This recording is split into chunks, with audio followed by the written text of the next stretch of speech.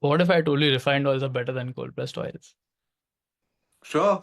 This is something I've come to understand fairly recently. So actually, in my course, people will come up with different things, and then I actually go and probe a certain thing even further, and then I'll end up finding something that I hadn't previously discovered. So my stance on seed oils has changed consecutively, like over the months. I've kind of gone from I started to first become open to the idea that they can be good. First of all, for a long time, just for context, I used to believe that saturated fats were really good and seed oils were like the worst thing that you could recommend someone, that they were inflammatory and they caused a whole host of health issues from Alzheimer's to cancer and whatever people want to play, like accredit the modern, kind of increase in diseases that we have. I would blame most of that on seed oils and vaccines and stuff. So, like leaving vaccines out about seed oils.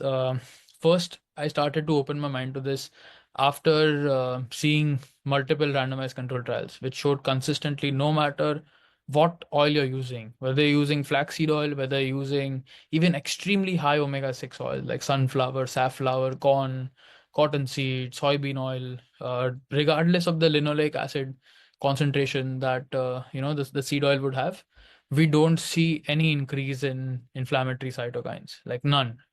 Measured not, they don't just measure CRP in these studies, they measure a wide variety of interleukins, they will measure many other inflammatory compounds, and consistently we see that there was no evidence. So I started thinking, okay, maybe they don't cause it in the short term, but if you keep having seed oils for a couple of years, and then the main thing that even when I was reviewing or like starting, firstly, it's a big challenge to when you're stuck in a ideological space to listen to people who are critical of what you believe. So just to get past that, I feel interpersonally it's a big achievement even for other people who believe things, even to open yourself to starting to listen to other influencers who have contrary claims with a genuine open mind, is a big achievement. Most people can't even do that. Most people just like they start to believe something and then they stick with it for a long time until they have some personal health challenges which makes them reconsider things. So people who can do that without having health challenges, it's a big step in the right direction. So after listening to these people, I thought, "ठीक chalo, it's not bad in the short term, but then it could be bad in the long term." Because I used to follow people who would make very well reasoned arguments. I mean, Chris Masterjohn is someone I still respect a lot. So if you listen to his take, he's totally anti seed oils, and he will base most of his kind of leaning on the evidence from animal studies and from pathway kind of understanding of how linoleic acid would be interacting inside the body. So that being said, I then started to get evidence that even from a long-term perspective, we can actually measure markers of seed oils like linoleic acid. We can actually measure the levels of linoleic acid in the blood, in the red blood cells, pretty much everywhere. That it's a valid marker. So whenever we come across a marker, there can be other things in the body which can influence the marker other than the thing we're trying to measure. So in this case, someone could make the argument that okay, linoleic acid is not a good marker for dietary intake of linoleic acid. That's bogus as well. It's one of the best markers that we can have possibly, because it's an essential fatty acid. The body doesn't synthesize it by itself.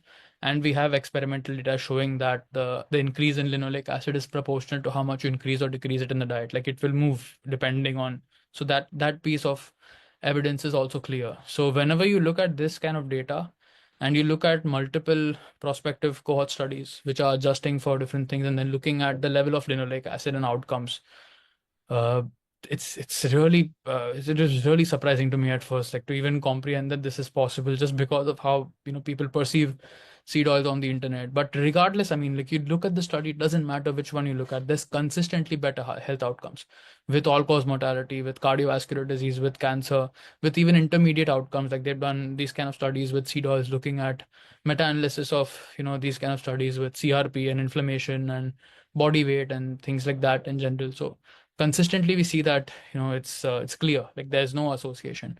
Then when you actually start to get, okay, the randomized control trials and the epidemiology studies are supporting the arguments that seed oils are healthy for us and that the more we have is beneficial.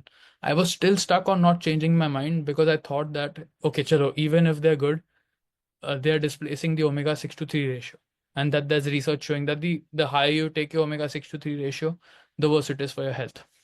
Then I came across papers. I actually started reading the papers on the omega-6 to 3 ratio, because until that point I was just listening to, experts or influencers. Then I, at one point in my research journey, I was like, fuck this, I can't listen to anyone. I have to understand how to review scientific research. I have to read it myself. Only then now am I making opinions, because I was tired of having to like flip my mind by listening to, different people say making different claims. I took some time to actually develop my proper actual research skills, just being able to read papers and things. Then I dived into the literature to kind of understand how to reconcile all these different opinions and really come to one that's as close to the truth as can possibly be without having the least amount of bias involved. So that's when, after reading those studies, the researchers clearly explained that, the omega-6 to 3 ratio is harmful. Like the higher your omega-6 to 3 ratio is, we see it's consistently associated with bad outcomes. But then they actually, so in omega-6, whenever you see a ratio in a study, it's always made of a numerator and a denominator. So just the ratio being off doesn't tell you which one has more effect. So often we assume that if a ratio going high is bad, then the numerator going high is going to be bad, because then that's what's driving the ratio to be high. But that's an assumption. When in a ratio, you can also have the denominator being wrong, or having more of an influence in a positive direction, which is making the ratio look bad, which is what is the case for this. So in very simple layman terms, the higher omega-6, when the researchers looked individually at omega-6 and omega-3, they found both of them were protective. So they looked at the linoleic acid, and they found that the higher that is, the more benefits the people had. And they looked at the omega-3. They're also like, okay, the higher the EPA DHA, the more benefit people have. And then they found the ratio showing risk because the omega-3s are more protective. Like they have a stronger protective effect, which is why the higher the ratio, the less of the omega-3 will have. That's what it's basically reflecting. And that's why they were seeing increased risk. So then I was even able to get that out of the picture. Ki chalo, theek hai, like that's not a problem. Then there were the mechanistic hesitations I had. Okay, there is hexane. People say there's hexane in the seed oils, and then there's trans fat, and then there's, they're easily oxidizable and things like that. There are papers which have been done to like address each of these. So they have done studies giving people seed oils and then measuring markers of lipid oxidation, like a wide variety of F2 isoprostanes, MPO, like whatever you want to name in terms of lipid peroxidation markers. All of them have been studied. We don't see increase in any of those. You'll see it in individual cell studies.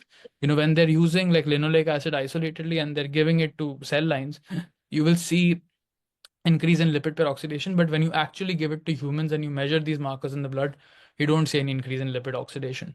My mind was even more blown after delving into the evidence about refined versus cold pressed, because even after changing my mind on seed oils, after all of this evidence I told you about, even then I was like, chalo cold pressed wala use karte hai, ideally, because that possibly can't be bad, and usme thode aur nutrients aa jayenge वैसे. So that's something to recommend. But even this is something that I recently delved into in the last 2-3 weeks or so. And if you just look at this research, they've actually done research comparing refined oils to cold pressed oils and measuring their smoke point. So what we find is that the cold pressed oils, because they have residues of certain like food constituents, coming in them, they oxidize faster. So the smoke point of the cold pressed oils is actually lesser and lesser by a significant degree. And this hasn't just been seen. This is the research has been done on so many oils comparing cold press versus refined, to a point where the researchers are comfortable generalizing that in general refined oils have a higher smoke point than cold pressed oil. So this has been done for soy, for corn. I can send you all the references. You can see individual studies where they've compared different brands, and then consistently we see like refined oils have a higher smoke point, even more so than saturated fat. So a lot of people believe that a smoke point is just a reflection of the saturation of the fat, because the more the saturated fat, the less prone it will be to oxidation. But when you actually look at people measuring this, like the researchers measuring the smoke point in these studies, they call the saturation a minor variable, whereas the refinement of the oil is like has a bigger influence on the smoke point. So they've even done studies with like coconut oil, where they've seen that in the same studies coconut oil were included, some refined high omega-6 oils had higher smoke point than coconut oil even. So this really took me back, because I was like, okay, even mechanistically this doesn't make any sense now, because all of this was just based on hunches and like a basic broad understanding that theek hai, saturated fat, so it will have like a higher smoke point. But even that argument fell down. Then they've done studies looking at the trans fat content of the oils. So we see that if you keep the temperature under 200 degrees, there is no increase in trans fat whatsoever. But if you take it above that, then there's a minor increase per 10 degrees. Like you go every 10 degrees you go higher, there's a very minor increase in the trans fat content. So yeah, I mean, this is everything that I had to reconcile, and then I was, eventually able to flip my mind to a point where now I'm trying to target like being like we can actually measure the linoleic acid in the blood, and we see consistently with studies that being in the 30 to 35% range is best associated with outcomes. Even in that omega-6 study 3 study I was talking about, when they compared omega-3 and 6 side by side, they looked at the group which had the highest omega-3 and the lowest omega-6. They looked at a group which had low omega-3 and low omega-6, and then they looked at a group which had high omega-3 and high omega-6. The high omega-3 and omega-6 group did even better than the high omega-3 and low omega-6 group. So there's further benefits, and it's not interfering with omega-3 metabolism in any way. Even this has been clarified extensively. It's not increasing arachidonic acid, which is what a lot of people are scared about. If people are scared about arachidonic acid, then there's a certain fatty acid called GLA, which we get in evening primrose oil, borax seed oil. That has actually been studied to linearly increase arachidonic acid. But when we increase the linoleic acid in the diet, or if you take it as a even like extracted oil that way, or a fatty acid, it doesn't have much of an effect at all in increasing arachidonic acid. And even arachidonic acid is not bad. So the whole thing is like based on assumption after assumption put on top of each other, that it's going to go and it's going to interfere with the metabolism of the linoleic, like the whole omega-3 pathway, and it's going to screw up the EPA-DHA conversion from ALA. These things are just theories. I mean, I actually look at the evidence, it's the full opposite of that. So I fully like flipped my mind on seed oils, and even with the LDL ApoB thing, it makes full sense, because when you actually look at the effect that saturated fat has on LDL versus the effect that PUFAs have, is the exact opposite. Like the saturated fat, the more you increase it, the more linearly you're going to increase, after a certain point. So saturated fat is not, again, we shouldn't like demonize any single thing. It's not like you can't have any healthy saturated fat in your diet. It's fine to a certain point. We see consistently somewhere around 8-10% of calories ke niche rakhoge, so it doesn't, until that point, it doesn't increase any risk whatsoever. Once you start to cross that, the more you're going higher from there, the more you're adding on to your LDL. Not that again LDL is the only factor in heart disease, but it certainly is an important risk factor. So, it would be the same thing as saying, "Okay, chalo, mera, I have insulin resistance, but my LDL is low, my CRP is low." Do we see anyone making that argument? You can make it for any risk factor, right? Like you can say the same thing for inflammation. Like my inflammation is high, but my LDL is low, and I'm insulin sensitive, so the inflammation is not a problem. You can isolate any single factor, and I don't see people doing this. Even if people really wanted to be logically consistent, then very well, like the cardiologists, the people who believe in LDL could make the opposite argument for insulin resistance. So you're like, why is insulin resistance a problem? Because my LDL is low and my CRP is low. So I just find a lot of lack of logical consistency in making arguments, and then just not understanding some basic things. I mean, today, the way we understand heart disease physiology, we know that the health of the artery is also very important. So there's one thing that you have more LDL in circulation, but also the how strong your artery is to prevent that LDL from getting inside is also very important. And things like smoking, drinking, high blood pressure, insulin resistance, all of these things weaken the artery. So it's a combination of both of these things coming together. The weaker your artery wall is, the more LDL will get inside.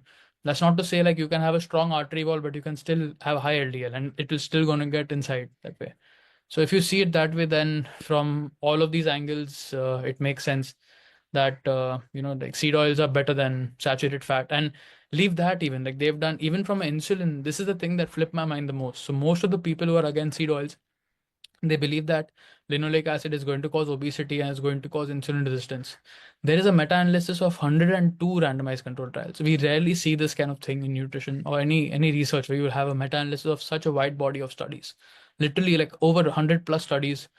And they found that like calorie for calorie, saturated fat increases insulin resistance in the liver and has worse outcomes on insulin resistance indexes like HOMA-IR and fasting glucose compared to PUFAs. Like PUFAs had beneficial effect calorie if you compare calorie for calorie. So I mean, the broad understanding, the effect of insulin on insulin resistance and that kind of thing would be a like total, contributing factor of how much calories you're consuming also. So you can get insulin resistance, just by over consuming even PUFAs or something like that. But when you look at like individual calorie for calorie effects, PUFAs have a better effect on lowering insulin resistance than even saturated fat does. Like saturated fat increases hepatic insulin resistance and actually worsens glucose control compared to that. That just like blew my mind away. I was like, "Bhai, ye log kya bol rahe hain?" Matlab that the truth is something exactly opposite. And this is not just again one two studies or something. These are large meta-analysis of randomized control trials, not even epidemiology showing that. So I didn't understand how to hold on to my old worldview, because every single, like, no matter every single aspect you look, it's completely like you can show that they're actually beneficial for health, and they've totally been wrongly demonized so far. Right.